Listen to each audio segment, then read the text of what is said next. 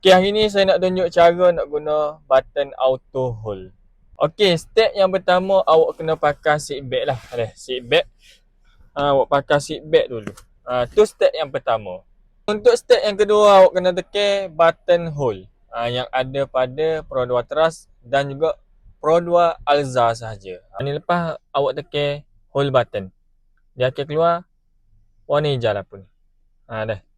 Ni hold berfungsi. Okey, fungsi hold button ni, ada sistem hold ni. Dia kita pandu kereta seperti biasa. Kita pandu kereta seperti biasa. Lepas tu kita berhenti dekat traffic light ke mana-mana tempat. Contohnya kita berhenti tepi jalan ni lah. Kita berhenti. Lepas tu kita hold brake kita. Dia akan keluar satu logo lagi, iaitu hold warna oranye. Hold warna oranye dah boleh lepas kita punya brake kaki. Brake kaki kita boleh lepas lah.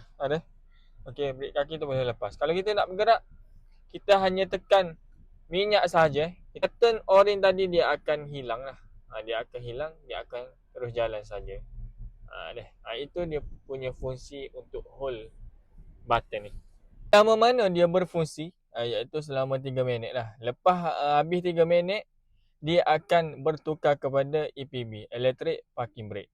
Dia auto akak handbrake kita, bukan dia bergerak sendiri dah. Dia akan bertukar kepada EPB.